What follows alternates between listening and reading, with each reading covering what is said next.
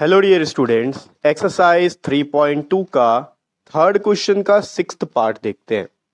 Sixth part में आपको दिया हुआ है 5 year hence the age of Jacob will be 3 times that of his son. यानी कि 5 साल के बाद जैकब का एज अपने बेटे के एज से 3 गुना ज्यादा हो जाएगा। देखो, कई बार बच्चों को कंफ्यूजन हो जाता है कि सर यहाँ हेंस लिखा हुआ है, इसका मतलब क्या है।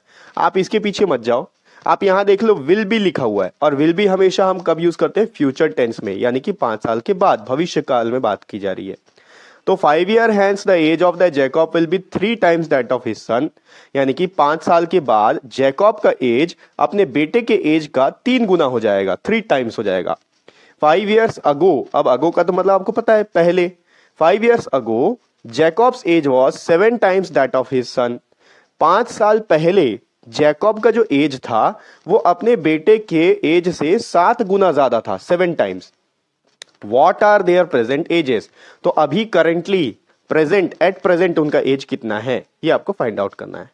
तो बहुत सिंपल है, पहले अपन इसमें से इक्वेशन फॉर्म करेंगे और उसके बाद सब्स्टिट्यूशन मेथड का यूज करके उसको सॉल्व करेंगे और फाइंड आउट करेंगे कि जैकब का एज कितना है और उसके बेटे का एज कितना है। तो हमको दोनों का एज फाइंड आउट करना है, तो एज को हम एज्यूम करके चलेंगे। पहले फादर का एज लेते हैं, फादर का नाम दिया हुआ Jacob. Let the present age of Jacob, ये ले लेते हैं अपन x years, ठीक है। और प्रेजेंट एज ऑफ सन ले लेते हैं। Let the present age of son, ये ले लेते हैं y years, ठीक है। अब जैसा क्वेश्चन बोला है उसके अकॉर्डिंग अपन चलते जाते हैं। अकॉर्डिंग टू क्वेश्चन, क्वेश्चन में पहले आपको बताया है 5 साल के बाद क्या होने वाला है। तो जैकब का एज जो है 5 साल के बाद सन के एज के बराबर हो जाएगा, सन के एज के 3 times हो जाएगा। तो पहले 5 साल के बाद इन दोनों का एज कितना होगा पहले वो तो लिख ले। आफ्टर 5 years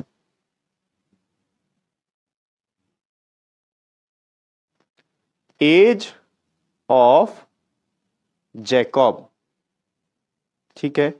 5 साल के बाद जैकब कितने साल का हो जाएगा? अभी वो x years का है, तो 5 साल के बाद उसमें +5 हो जाएगा, x + 5 years हो जाएगा, ठीक है। और उसके सन का एज कितना हो जाएगा?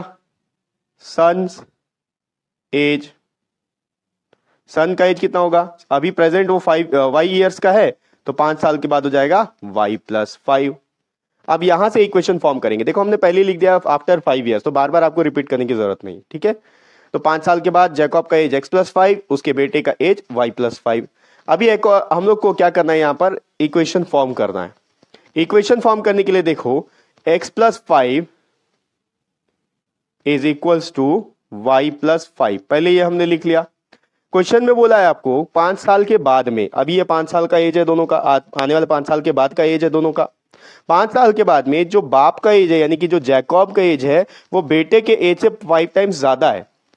तो हमको, क्योंकि यहां इक्वेशन फॉर्म करना है, इक्वेशन का मतलब क्या होता है? Equal condition. अगर आप 3 times ज्यादा है, 3 years को यहां पर मल्टीप्लाई करोगे, 3 times को इधर से मल्टीप्लाई कर दोगे, तो वो तो बेटे से और ज्यादा बड़ा हो जाएगा, इक्वेशन बैलेंस होगा नहीं। तो आपको क्या करना है? 3 years को इधर मल्टीप्लाई करना है, यानी कि 3 times को इधर मल्टीप्लाई करना है। तो 3 times को इधर मल्टीप्लाई कर दिए, अब इक्वेशन बैलेंस हो गया। कैसे? बेटे, बाप जो है, जैकब जो है, बेटे से 3 times बड़ा था, तो हमने 3 इधर को मल्टीप्लाई कर दिया, तो मल्टीप्लाई करने से क्या होगा? दोनों बराबर हो गया। अब यहां पर देखो, ये इक्वेशन सॉल्व करो। x + 5 is equals to 3 × y हो गया 3y + 3 × 5 15, ठीक है। 3y को इधर ले आते हैं, 5 को उधर भेज देते हैं। एक ही स्टेप में कर रहा हूं, ध्यान से देखो। x - 3y is equals to 15 - 5।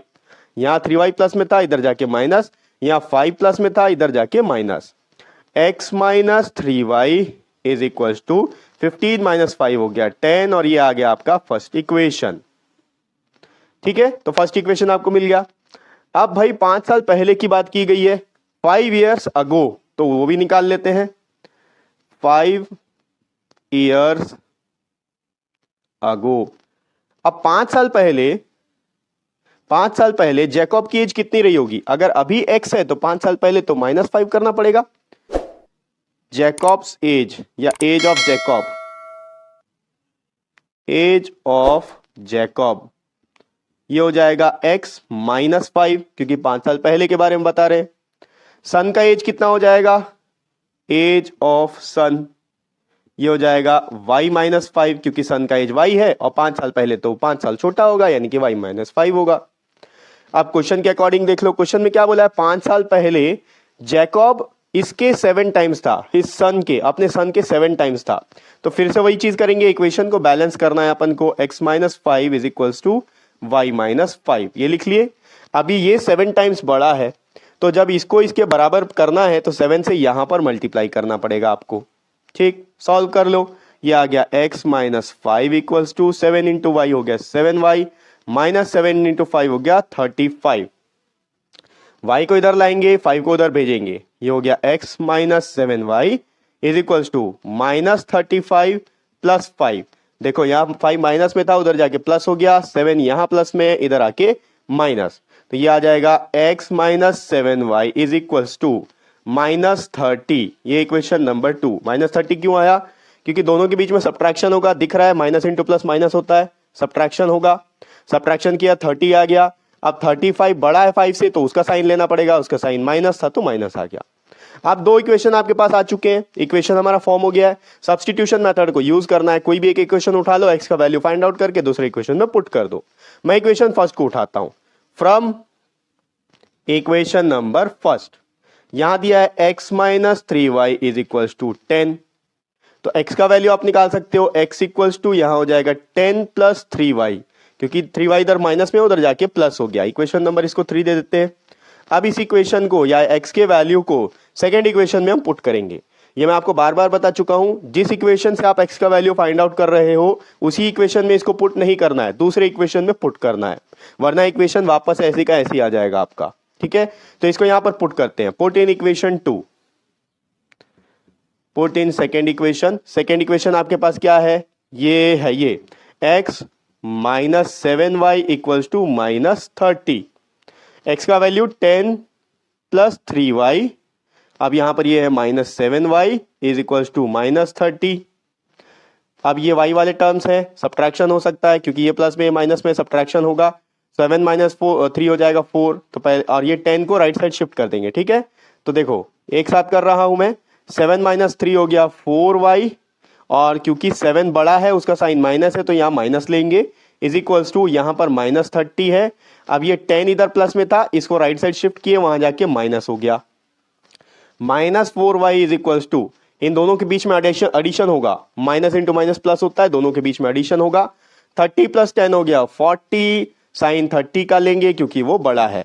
अब दोनों साइड माइनस है तो माइनस माइनस कैंसिल हो गया, 4y इज इक्वल्स टू 40 आ गया।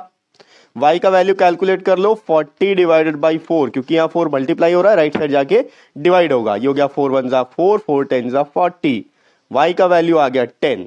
अब y का वैल्यू आपको मिल चुका है, x का वैल्यू आप फाइंड आउट कर सकते हो, किसी भी इक्वेशन में पुट कर दो, फर्स्ट सेकंड या थर्ड में, आपका आंसर आ जाएगा।